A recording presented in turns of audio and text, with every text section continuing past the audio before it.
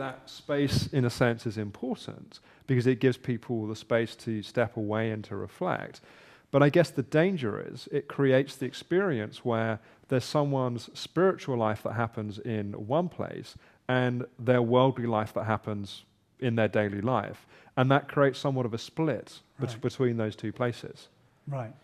And those contexts exist and are very powerful and important contexts, right? So when people go on retreat, for example, they go into a sort of microcosmic version of that, where they leave behind those charged areas for the few days or the few weeks that they might be in a retreat environment. And those are often very, very powerful kind of training periods and periods of great insight and transformation. And then the retreat ends, and the holding that you've got and the teachings that you've got within that retreat environment tend to just not be enough to support you with re-engaging with not just your daily life in general, but particularly these areas of life that exert so much pull on us.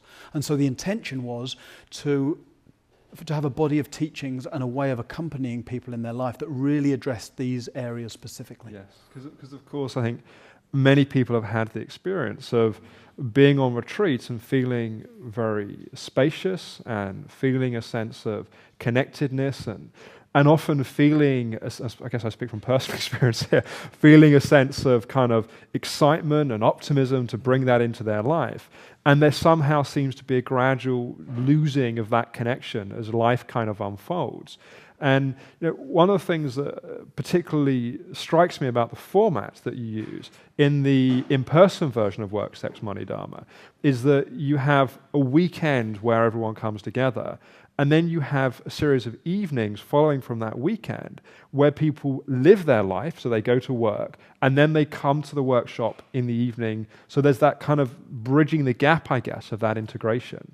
What have you noticed as being the effect of working in that way? Well, that's very much, that's setting's really important to the course because it seemed counterproductive. I don't want to try and teach and accompany people in those areas in an environment where they're withdrawn from them. So I purposely wanted to do it in a way that wasn't residential and was in an urban setting. And so that as we, through the teachings and the sort of intensity of the weekend, and then the accompaniment that's there with people through the week, that they're sort of constantly in relationship with the exploring of that and then the living of it. And it's in a way the to and fro of that, the beings having your own sort of patterning and reactivity kind of seen up close as it's playing out in your day-to-day life, in your relationships and in dealing with money and in going to work.